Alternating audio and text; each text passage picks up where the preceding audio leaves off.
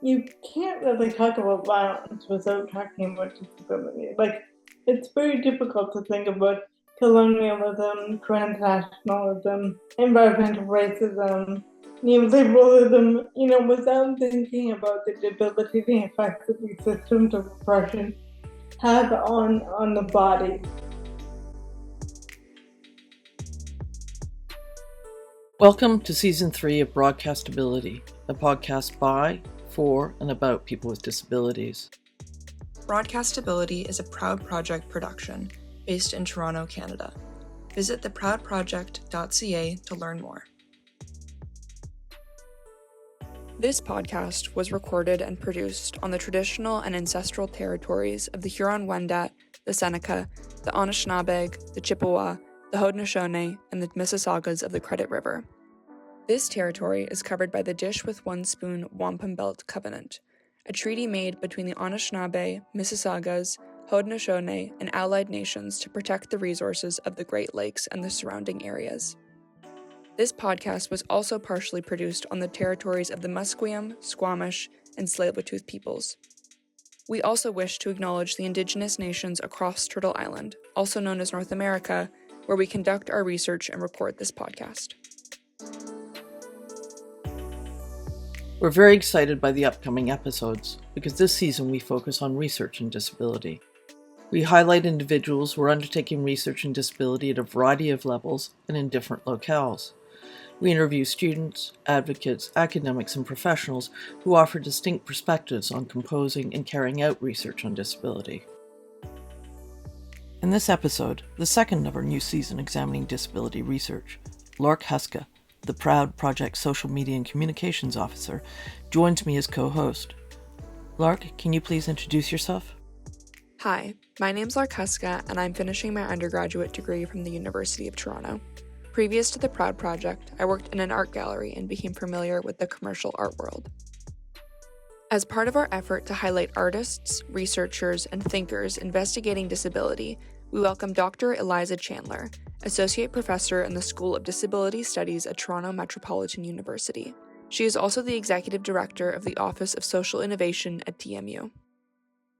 In the next hour, we learn about Dr. Chandler's professional journey, as well as her approach to the intersection of art and disability. It is a discussion which captures the fertile possibilities for art and disability, and it is also a fascinating conversation about the juncture of theories of justice and the intersectionality of disability. My name is Eliza Chandler, and I'm the Executive Director of the Office of Social Innovation at Toronto Metropolitan University. I'm also an Associate Professor in the School of Disability Studies at Toronto Metropolitan University. That's great. Can you tell me a little bit more about yourself? Like, how did you end up where you were? Where were you brought up?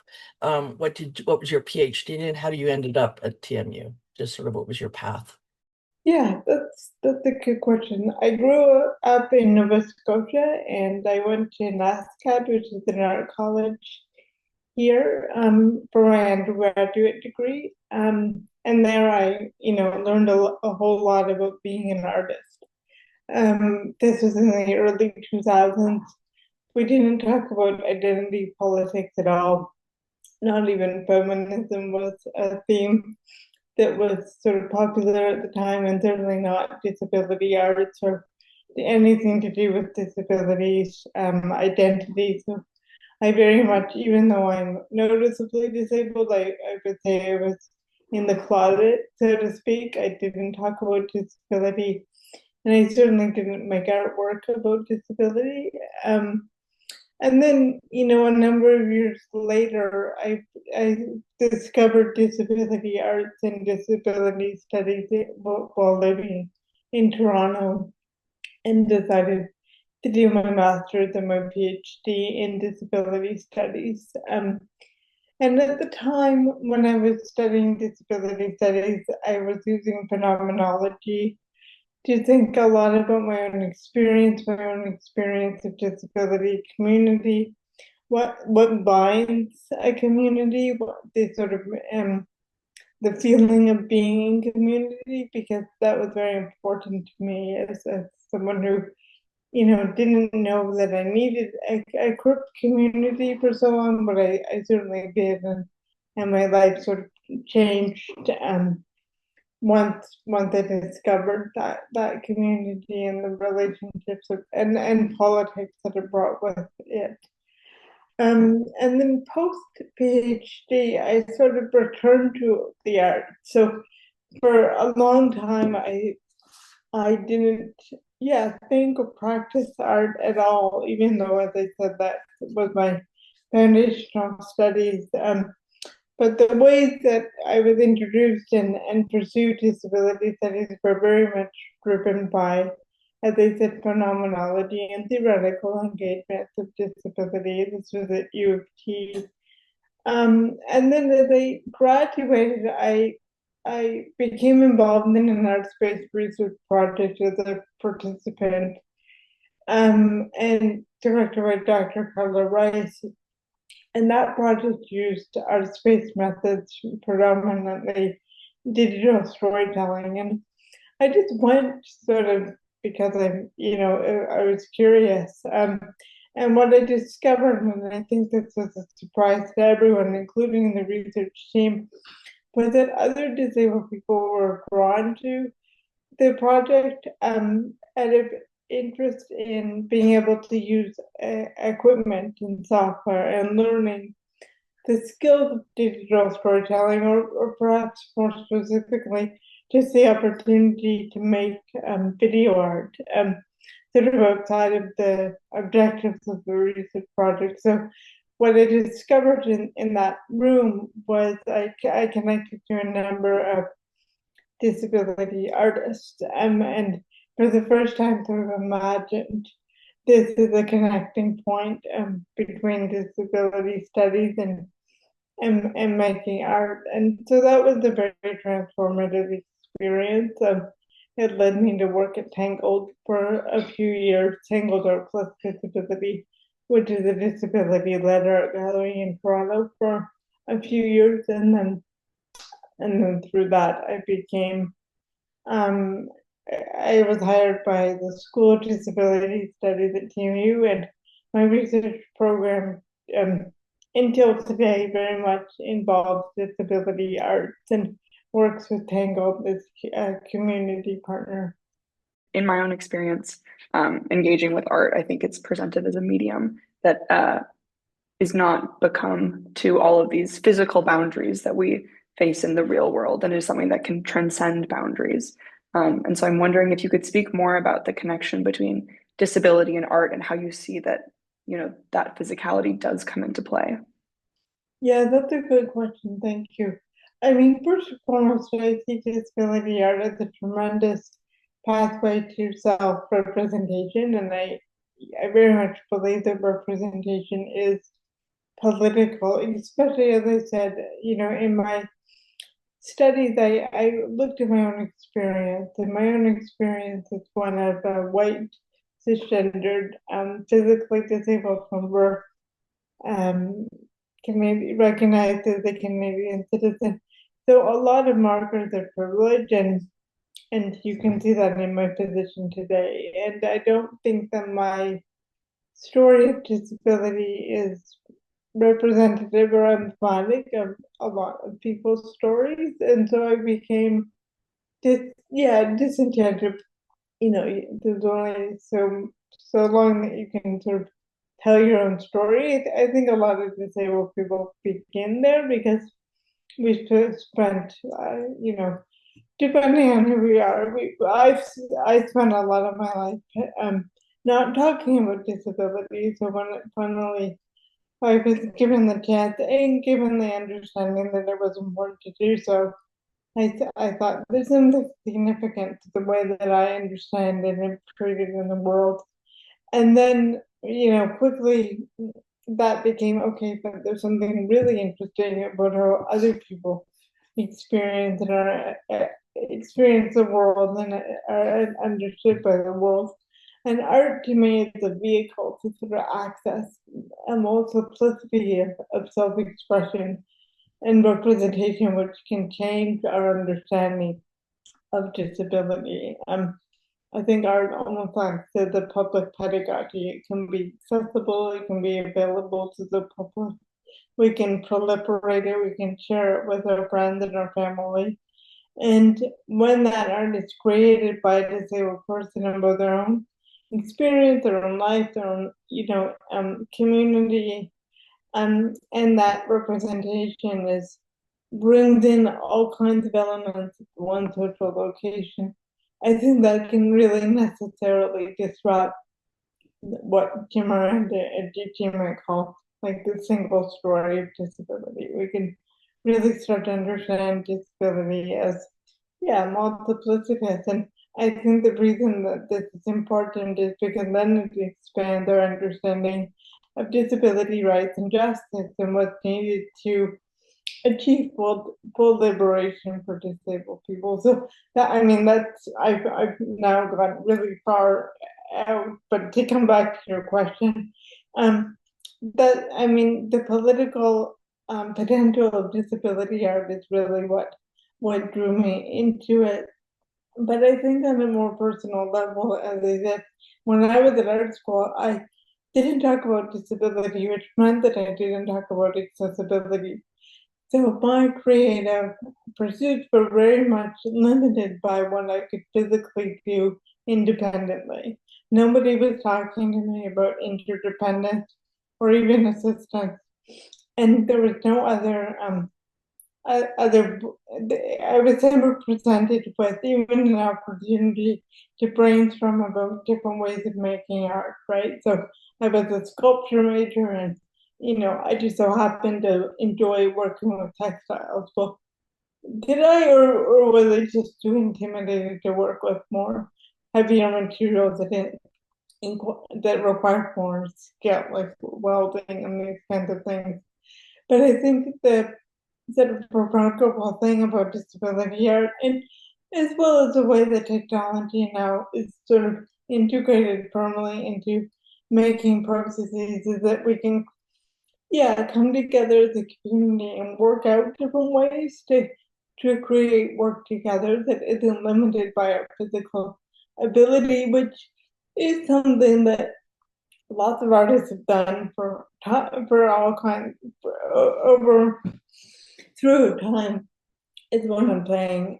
So why is it that somebody like Andy Warhol can hire, a factory of workers, or a great sculptor, Richard Serra, can hire, a team of people to lift up his metal and his sculptures, but a disabled person asking for help to paint a canvas or stretch a canvas or roll a spool of film or what have you in a dark room, suddenly that is an uncrossable boundary, like that's ableism in playing out, right? So I think disability art, as much as it disrupts our understanding of disability, and also, like as you're saying, sort of put us back and introduces different ways of physically and conceptually, but I'm interested in physically changing the ways that we can create work, and which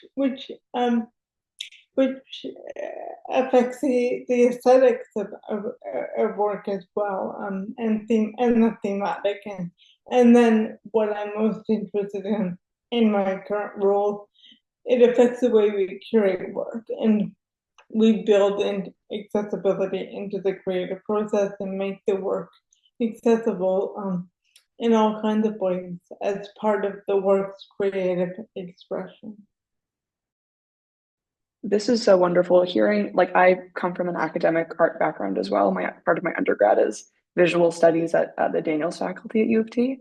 And I feel like the way that you're talking about art in this representative manner is a way of building bonds and connections among the community and people who are related but maybe perhaps don't yet know, is really awesome, because I feel like the way that it's presented in academia is that art is this, while simultaneously being this physically accessible thing in that it's just presented to everyone in the same way, it's intellectually inaccessible. And there are certain aspects to it that, you must understand art on a very fundamental level and must know all of the top artists and all of the history of it to understand the piece that is in front of you. And if you don't, well, maybe you're not, maybe this art isn't for you. So I'm wondering, like, you're talking about, like, how do you balance, where do you see the role of like the prestige of art and the intellect behind it, and how you can balance that accessibility for everyone to approach it? Or do you not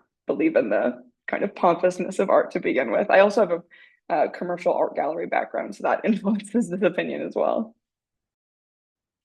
Yeah, it's a very interesting question in regards to disability art, because it just, well, there's so many ways to approach it.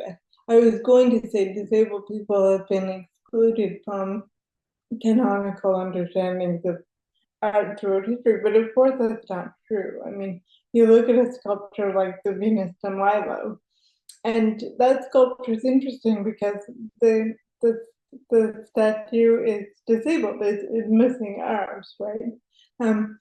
And you have lots of mad and disabled artists in the canon of art as well. But disability as an identity and as a form or a bit of content has never been celebrated as such, and has never been connected to broader political ambitions, right? So the success or the popularity of Venus de Milo has not equated to a growth in public sentiment around the achievement of disability arts, right? So if I had a photo of that in my that sculpture in my living room, doesn't mean that I'll necessarily vote with a disability agenda in my mind, right? Somehow we've detached disability from what makes art important in our minds, even though disability very much is what adds intrigue to the content, and and we could form a similar analysis around artist identities as well.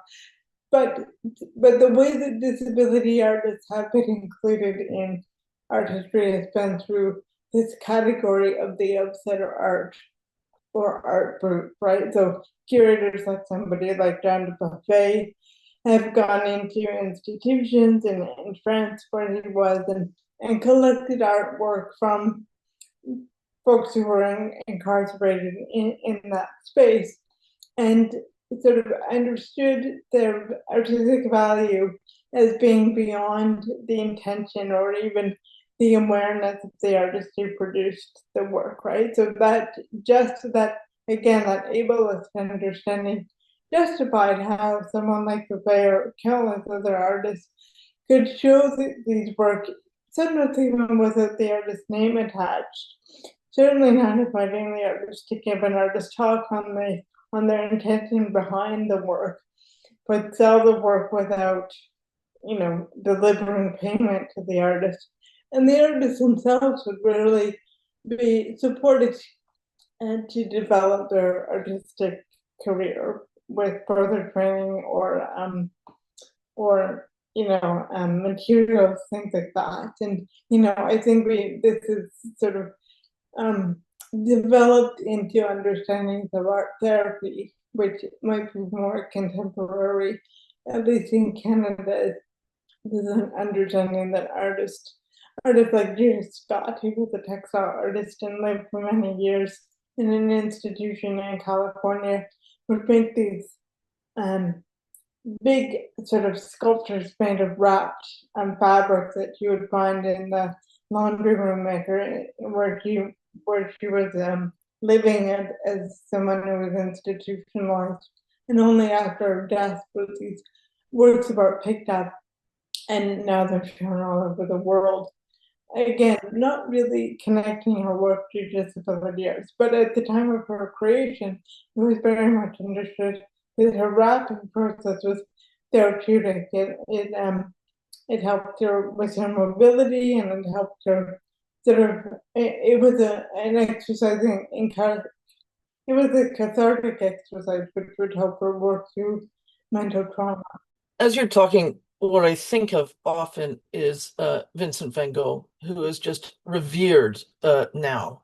But it sounds strange, but I often think of him in the context of poverty and disability, because here was an individual who was largely supported by his brother because of his own mental health issues, and never sold a painting really other than to his brother. That he's revered, and yet I see him as much like an ODSP individual now, living in their own apartment by themselves, creating art, that he really was in many ways, although he did have companions at times and other sort of colleagues, he worked by himself and he was quite isolated.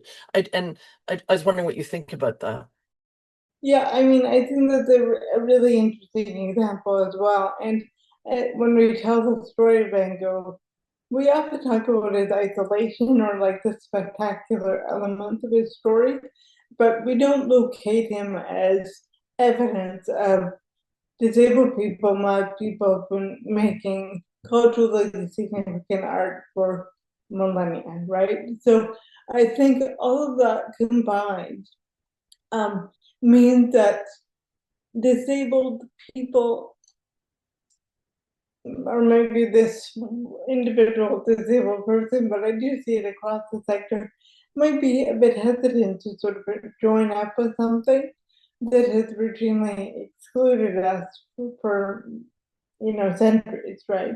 And even Van Gogh, right? Like he of course he's very successful, but not within his lifetime. And it would be so interesting if Frida Kahlo, right? It would be so interesting to think about the support that these artists had, the barriers and enablement and maintaining them, and abuse that artists sustained through their career, which of course would impact their career and impact their success within their lifetime. And so, I think, too, like, I think disability art as a cultural project is a critical one. It critiques the status quo in all kinds of directions. And so critiquing this notion of a canon, I think, is something that is embedded within the movement. And then to address your question more specifically, Lark, I think, so in my own curatorial practice, to me, it's very important to create plain language artistic statements and curatorial statements that they may refer to other moments in artistry and other sort of artistic legacies or main players in artistry, but not without explanation, right? So it's this fundamental, I think disability arts holds this fundamental belief that people arrive in the gallery, arrive at the art from all kinds of positions. And so we can't assume a common experience or a common basis of knowledge, right? And that goes for how people interact with video and sculpture, that goes to how people engage in an artist talk, whether it's in person or online or through an ASL interpreter or by sitting on the floor or what have you. But it also extends to how we write about art. And so at Tangle, they will always work with the artist to make sure that the artist statement is a plain language statement. And by doing so, it makes it accessible, but it also creates distance from how we might traditionally position art within sort of a canon of artistry, which again, as I said, is because we don't assume that folks have like a particular pedigree, right? And I think we all have the experience of going to a larger arts institution and reading an artist statement whose references don't land for us. We don't understand those references, and that sends a pretty clear signal that this art isn't for you. And that's sort of the antithesis of the political project of disability arts. Okay, I had a list of questions, but you're being fascinating, so I want to ask a couple of more about art and the non-artist in the group at some level. I was thinking as you were talking around the Jungian principles or ideas of archetypes, that there are these images, circles, or certain images and symbols that reoccur across cultures, etc. And then in my brain, I was also thinking there is this, I would call it a trope, but there is this power of image of the, particularly of disabled children, or of in the popular culture, of in the popular mind, and how that sort of penetrates. Even you were talking about Frida Kahlo, just there is this I don't know how to describe it, but yeah, it is a trope. There's a stereotype of what is a good disabled person, a sympathetic disabled, that's meant to drive us. And it's not just in written form like Charles Dickens put, but it's also in visual form. You see it all the time. And I was wondering what you think about that, the image that of disability, and how that interacts with art and the public imagination, and even social justice. Maybe that's not even you can answer it, but I wonder whether you've thought about it. Yeah, that's a good question. I think that goes back to this idea that art is a public pedagogy. So when we see the little disabled boy in the wooden wheelchair as in a poster for a charity in the 1950s, I mean that's a politicized representation, because it teaches the public that disabled people are young or helpless, and we need to be helped by the good graces of benevolent strangers, right? That disability is not it is a private concern. We need to fundraise through individual donations rather than build a robust social security system that supports disabled people, right? And just as you are talking, Chloë, I also thought about the artist Diane Arbus, who, I don't think that I'm ready to sort of take a position on her work and her life, but, disabled people figure all over her artwork, disabled children in her photographs, and I think it's a bit controversial, if I can use that word, or up for debate what her relationship was with these folks and what her intentionality was behind representing them in particular ways. But what's indisputable is that she did represent them in particular ways, right? And I can think of lots of photographs. The one that's coming to my mind is of a little person, a man sort of in his 50s or whatever. He's wearing a fedora and he's in bed and he's naked, or he has the sheets pulled up to his chest, and he's nude from what we can see, and he's like smoking a cigarette, right? So the implication is he just had sex, right? And but I don't know. I think that's probably the implication. So there's something very subversive about that representation, but I don't know his name. Like, I don't know his story. All I can do is speculate about his relationship with Arbus, right? So it would be a much different photograph if he were the artist and had an artist statement. I mean, that would tell us all kinds of things about disability and desirability, sexuality, masculinity. But because the artist is someone else, it doesn't quite achieve everything that it might if it were positioned differently. So yeah, and that gets back to why I'm so interested in disability art, because we have access to, and not that all disability art is self-representation, but a lot of it is, and in those cases we can interview those folks, we can read up about them, and they teach us so much about disability. Like, that Arbus image is a much different image than to kids who are little people that have dressed up in white dresses outside the county fair. You see what I'm saying? So yeah. Wow. God, this is interesting. I'm wondering, I actually think that disability, in a sense, really works well with interdisciplinarity, just because of its deep variation from person to person, and it kind of embodies the approach that you have to take in interdisciplinarity. But I'm wondering what you think about it as someone who's, now I'm talking to your scholarly self a bit, and what you think about that, and a little bit to your social activism.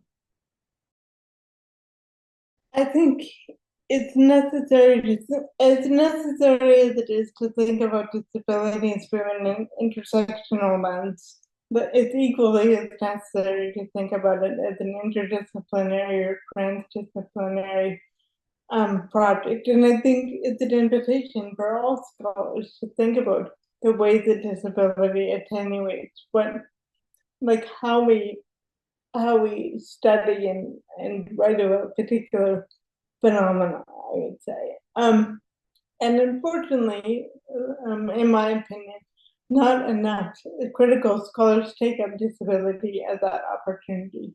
I think someone like Jasbir Puar shows us how rich it can be to sort of include disability in our analysis, and in their analysis of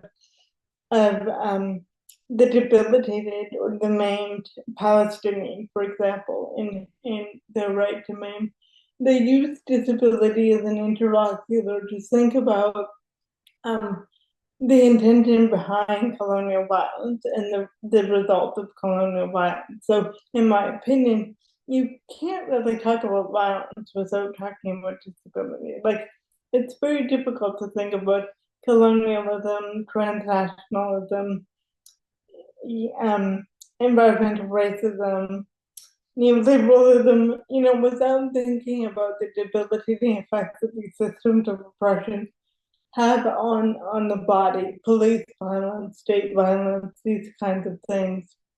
And when Puar, when Puar takes up disability in such a rigorous way, they also give us a different way of understanding disability, right? So they've given us this language of the debilitated body, who very specifically is a body who's maimed or debilitated by neoliberal injury or colonial processes, which again is a very different experience than somebody who's born disabled, right? So as I was saying, in my PhD work, I was very concerned with community and disability pride. That concept means so much to me as someone who was ashamed of disability for so long and experience the limiting effects of that shame. So this is a very important concept of my life and of my work. But then when I open my work up a little bit wider through engaging in interdisciplinary scholarship, and I discovered people like Puar or Norman or Relis, or lots of folks who were talking about disability as part of an interdisciplinary project, thinking about colonial violence, for example.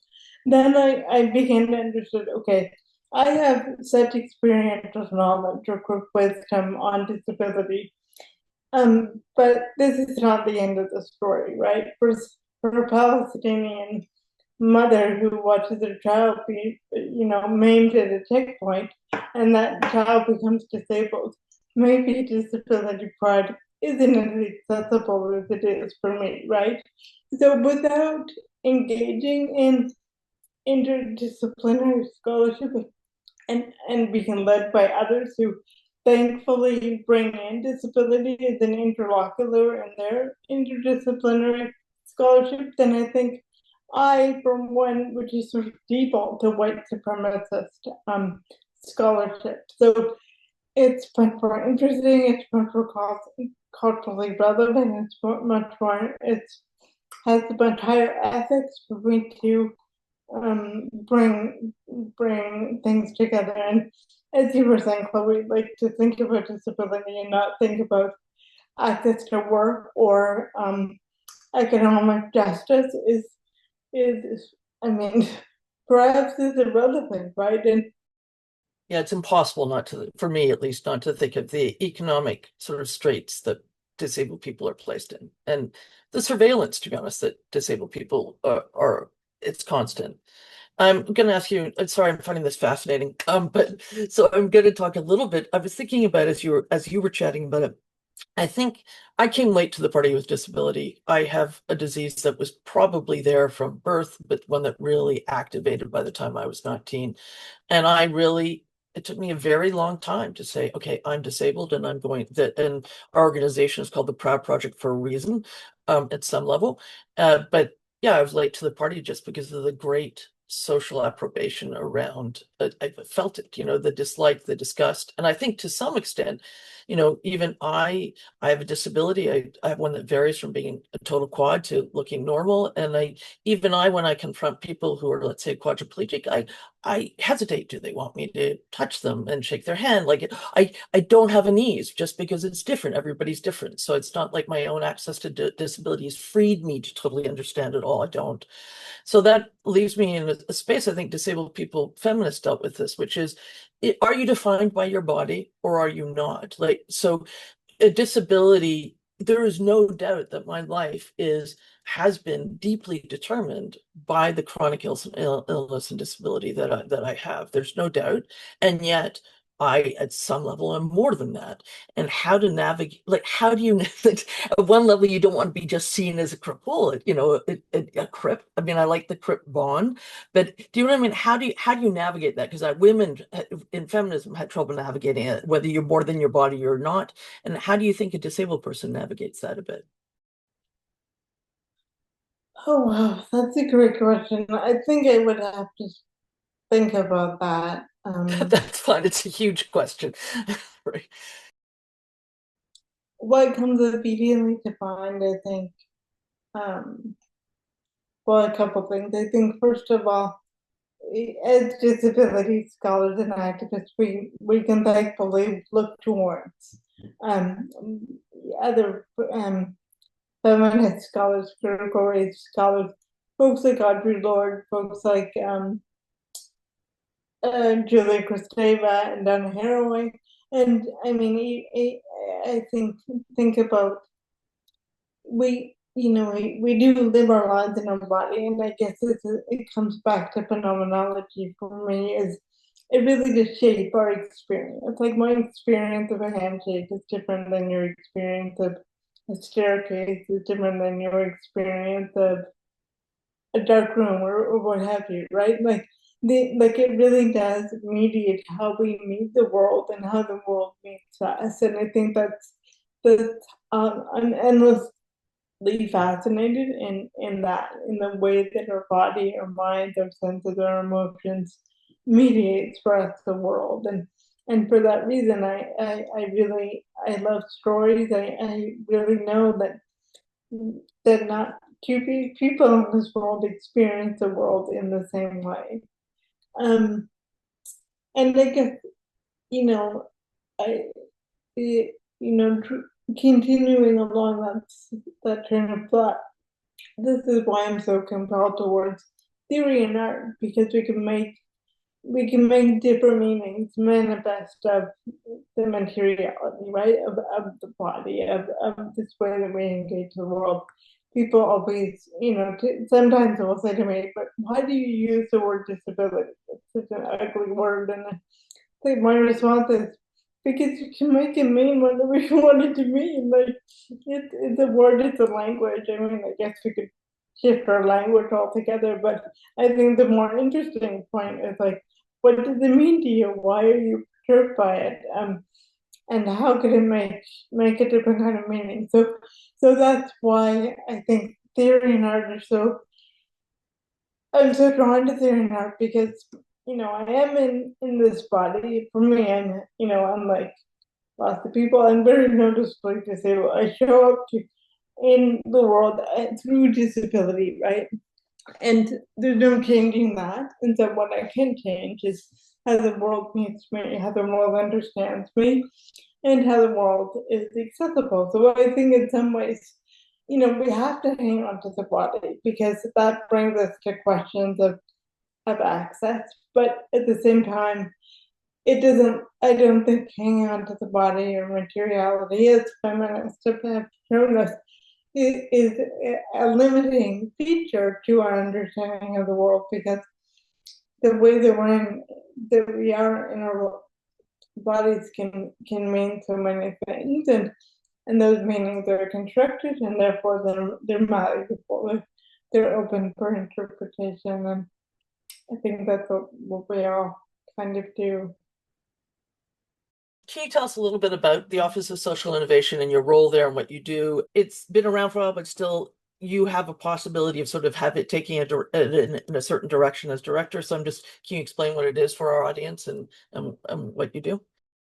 The Office of Social Innovation, or the OSI, you're right, it's been around for a long time. I think it was established in 2016 by the Ashoka Institute, which is a social innovation institute, which gifted TMU with some money to establish this office. And the way that the office has sort of taken on a mandate has been to increase and connect students with the opportunity to engage in socially innovative work. And our approach to social innovation is as a distinctly social justice project. So as a field, social innovation innovates new solutions to systemic or wicked social problems. And you can do that in all kinds of ways, right? Capitalist ways, fascist ways, and not to say that that's representative of the field in general, but we take up a socially innovative. We think about sort of addressing these problems through the lens of social innovation. So if I were to describe that using my disability studies framework, as I often do, I would say we're not interested in only in inclusion, but transformation, recognizing that inclusion into a university and art gallery, etc., is inclusion into a white supremacist colonial system. And so do we want that, or do we want to transform that system altogether by way of our inclusion? Do we want our inclusion to incite change, is what I'm trying to say. And so my predecessor, Dr. Melanie Panich, I would say one of her legacy projects of the OSI, which she brought the Sanctuary Scholars Program, which is occupies a tremendous amount of our work at this point. So Sanctuary Scholars, so in Canada, if you are someone with precarious immigration status, so if you're a refugee, if you're someone waiting for your immigration status to be resolved, etc., you're not allowed to enter into post-secondary education. You're allowed to enter into secondary education, but not post-secondary education. So as we know from the way that immigration works and all of this stuff, a family could arrive in Canada when a child is 2, and they sort of live their whole life in Toronto, and for whatever reason never fully acquire their citizenship. And then when it's time to come to university, they realize they can't attend university unless they were to attend as an international student, which would be ridiculous, right? So Sanctuary Scholars provides an access pathway for students with precarious immigration status to enter the university. So TMU is one of 2 universities that has this access pathway, York being the second. So the Sanctuary Scholars we're into our 3rd year, so it's a relatively new program, but it's highly impactful. It's highly popular, and I think it's pretty incredible. And it's definitely I think one of your other questions is to sort of talk about the strategic mandate of the OSI, the Office of Social Innovation, and I would say the intersecting point between my research, the OSI, and Sanctuary Scholars is accessibility, right? Like Sanctuary Scholars is thinking about access to education. And as we were talking about earlier, migration is not a process that wherein one often meets traumatizing experiences, debilitating experiences. So disability is certainly not divorced from experiencing precarity or precarious status. And so I've used sanctuary scholars to develop a mandate, an overall mandate of thinking about social justice approaches to accessing education in campus and campus space. And as you say, Chloe, sort of using an interdisciplinary lens, or even using perhaps a disability studies lens to think about a broader social phenomena of who is, TMU is one of those universities who has in its academic plan a commitment to providing access to education for all, right? And so I often think of the OSI's position in the university as one of holding the university to task on that commitment, right? Like what does this mean? If you're saying that it's accessible to all, are you working towards free education? Are you working towards providing access to incarcerated people so they can obtain their degrees while imprisoned? What does it mean to have a sanctuary scholar program?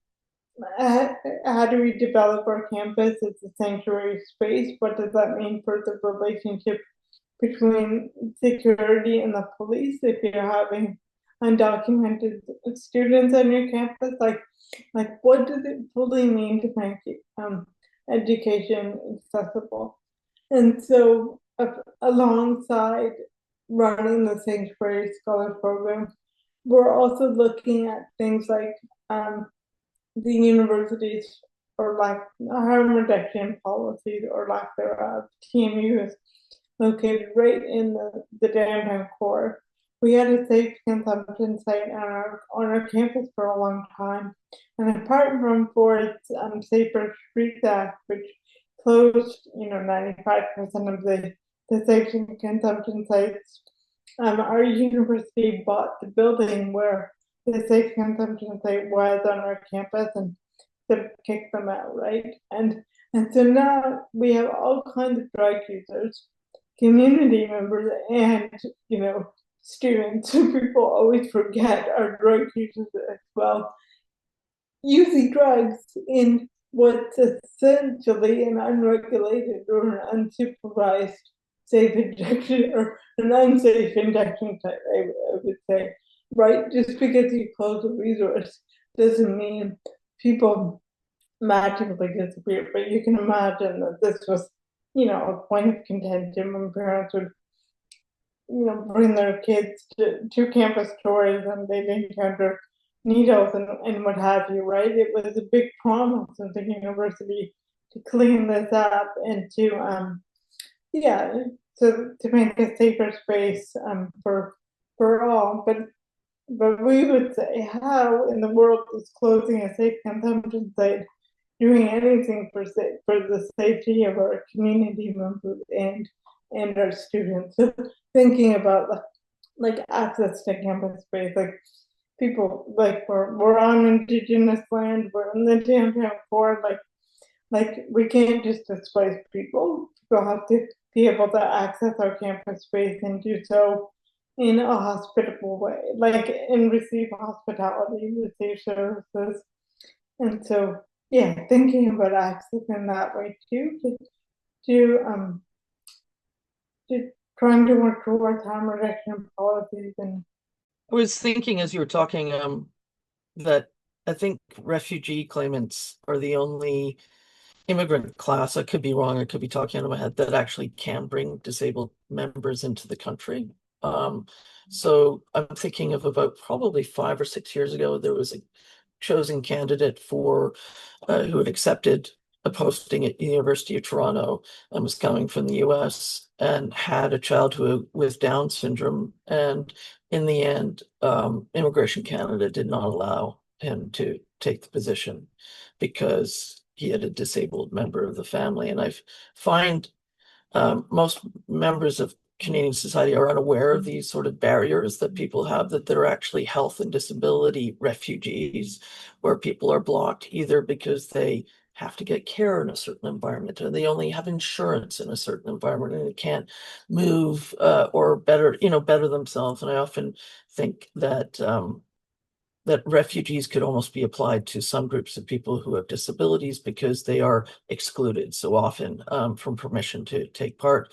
I mean, that happened with CERB, which was everybody else was allowed $2,000 a month during the pandemic emergency, but individuals with disabilities were to remain on their $1,100 a month, and they finally got, I think, $600 or $700 as a little boost over the 2-year period or something.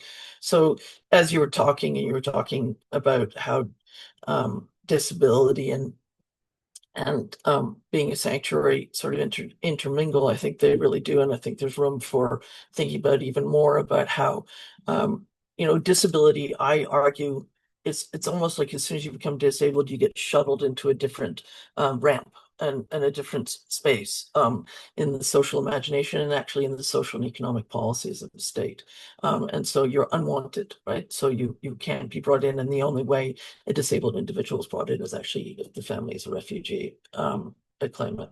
Anyway, it's an aside, but I was just thinking about it as you talked about how appalling it was that this individual was not allowed, couldn't take up the post because couldn't get approval from Immigration Canada to take the post, even though they were qualified, because they had a disabled member of their family. But that's nice, depressing thing to talk about. Where do you think, I'm interested, where do you think disability and social justice, and perhaps social innovation is going to go? Or where do you think you would like it to go? What would your ideal be?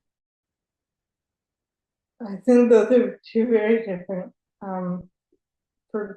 predictions. I think with the rise of fascism and authoritarianism, I think we're already seeing Mark Carney dismantle disability accessibility advisory boards and implement all kinds of pretty radical border security measures, workplace security measures. We're experiencing in Canada, I think, the erosion of human rights and disability rights. And one sort of, it used to be that we would think about, we want disability justice beyond disability rights. Legislation cannot achieve liberation. Liberation is not achieved through legislation alone. And as we're seeing legislation dissolve, and I'm not even talking about America, but like, of course, there's heinous examples of the widespread erosion of disability rights, accessibility legislation, Medicaid and Medicare for folks who aren't working, which, surprise, surprise, is disabled people and their caregivers. I wonder about what we're going to do about that, right? We've spent a long time rightfully speaking back against rights and legislation frameworks and thinking beyond that to different kinds of horizons. Thinking about collective care, overstate care, these kinds of things. What happens when state care is no longer there, right? Like, what does that do to a politics? I don't know. We're just sort of at the beginning of these discussions. It's things like pandemics continue to come around, the climate crisis, smoke, these kinds of environmental concerns, migration, fascism, all kinds of things. More and more people are going to become disabled, and disabled people are going to experience increased vulnerability and precarity, and necropolitics, I think, in general, are just going to be ever more present. Things like, I mean, this is a whole can of worms, but medical assistance and dying legislation, which is going to become more and more accessible at the same time as our culture becomes less and less accessible. We're already seeing people who have been kicked out of their affordable housing unit because the ventilation is inadequate enough to keep the smoke out, or they don't have air conditioning, so it's too hot to live there. These kinds of things, and then they're not able to find adequate housing, and they're being offered made as an alternative to accessible housing by caseworkers, social workers, doctors, right? People in authority, because it's far quicker to receive made by practice. This is sorry, I'm now on a whole different thing, but it's much quicker to receive made. It's 90 days, and one accessible housing unit has a 90-day wait period, not right. So this is what I'm saying, right? Like this, like anthropologics is on the rise, fascism is on the rise, and our rights are being eroded. And so I think the next frontier of disability rights and justice work is going to be using our creative ingenuity and our collective activism to think about what it means to be a crip, to be precarious in these particular times. I think, if we're to think more hopefully, and I recently attended a talk by Jasbir Puar, who is still doing a lot of work in Palestine, and they were sort of suggesting that I can't quite do their complex argument justice, but this does seem like the end times, and after the end, it's a new beginning, right? So, like, if it's the end of capitalism, I mean, something else is going to come up, and that could be fascism. It could be democratic socialism, or it could be socialism in general, or something else that we don't even know about. So I think that as scary as these times are, like, there's also hopefulness. I think, like, disabled people know how to take care of people, of each other during when we can't breathe the air. Like, we have that worked out. We know how to get respirators. We know how to stay indoors. We know how to take care of people virtually, these kinds of things. And that group wisdom is going to become more and more necessary as we all move into whatever comes next. And so I'm really, maybe hopeful is not the right word, but I'm very sort of thankful for disabled people in this moment, because I know that the end of something doesn't mean the end of life, right? Like, disabled people know that you become disabled, you think it's the end of the world, but it's not. Like, there's lots of love and creativity and compassion and laughter and joy beyond the end. And yeah, so we'll see what that looks like, I guess. Yeah, this is like, thank you. This has been a really phenomenal conversation. I think the things that you're speaking to are just like nail on the head of like what I and everyone in this Zoom meeting and everyone in the world is kind of experiencing today. And so I'm wondering how this intersectionality, this new future that we're perhaps looking at, how you bring that into your curatorial practice, your professional practice as an academic. Like, how do you hold space for all of these aspects of the world and experiences? Yeah, that's a really great question.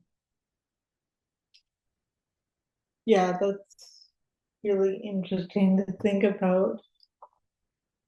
How do I hold space? It's almost like how do we hold space for the collective possibility of something different? I think we encourage people to engage in speculative thinking about the near future. I think, to give people prompts about, what what does freedom look like, and how do we tangibly achieve that? Okay, now let's introduce Gen AI into the mix. Let's introduce smoke into the mix, and let's introduce Trump into the mix, and really grapple with those questions. Like, we want liberation, and now we have to think about AI and like, how does that impact our work, our ability to get work, or all kinds of things, and how do we move through that, and what lessons from the past can we draw on to move through that? The climate is changing. The climate has changed before, and we moved through that. And for a lot of disabled people, the climate irreversibly changed during COVID, and they moved through that. So how can we sort of take those lessons and that ingenuity to move through whatever's coming next? And I think there's like creative writing prompts, speculative thinking prompts, artistic prompts that facilitate that kind of speculative thinking that is rooted in the material conditions of the everyday. And I think now's the time to do that. We unfortunately can't just, in my opinion, sort of imagine, maybe we can, but we can't stop with imagining otherwise. We need to think about, okay, if that's what we want, how do we get there within the current conditions, and how do we keep each other safe, and how do we fight for policy reform and legislative reform and all of that stuff? But to get real about the threats that are coming our way, and to not sort of bury our heads in the sand about it, but actually think about what are the implications of MAID, and all of these things, and how do we keep each other safe and flourish sort of beyond it. Well, that was a real delight. Dr. Chandler expresses a deep and subtle grasp of political, social, and cultural theories, and all of these as they relate to the experience of being disabled in our society. During our conversation, we touch on a number of really interesting philosophers and artists, such as Julie Kristeva, Judith Scott, and Vincent van Gogh. We will leave a list of all of the names mentioned by Dr. Chandler in the show notes accompanying this episode for anyone who's interested. My doctorate is in political theory, and so I really enjoyed that we all explored so many big and small philosophical questions. It's a privilege to be part of an exchange of ideas about disability with someone like Dr. Chandler. Yeah, as someone whose professional art experience is limited to the commodification of works, I found Dr. Chandler's approach to art as an outlet for people with disabilities to express themselves, rather than a mode for revenue, extremely refreshing. Dr. Chandler's inclusive approach allows us to imagine a collective and hopeful future. Well, it's a podcast experience that I think introduces listeners to a remarkably thoughtful individual who shares suppositions and ideas from which we can all benefit. Dr. Chandler concludes our conversation with a surprisingly hopeful perspective about the rise of fascism and worldwide politico-socio-economic instability. And as far as I'm concerned, Eliza Chandler concludes this exchange with a bang when she shares her conjectures about the future. This episode of Broadcastability was hosted by Chloë Atkins, a professor at the University of Toronto and an anti-ableist researcher, and Lark Huska, an undergraduate researcher at the University of Toronto and communications officer for the Proud Project. This episode was also edited by Lark Huska. Isabelle Avakumovic-Pointon created the artwork, and Justin Laurie composed the music. Broadcastability can be found on Apple Music and Spotify, and at broadcastability.ca. Broadcastability is a Proud Project production based in Toronto, Canada. Visit theproudproject.ca to learn more.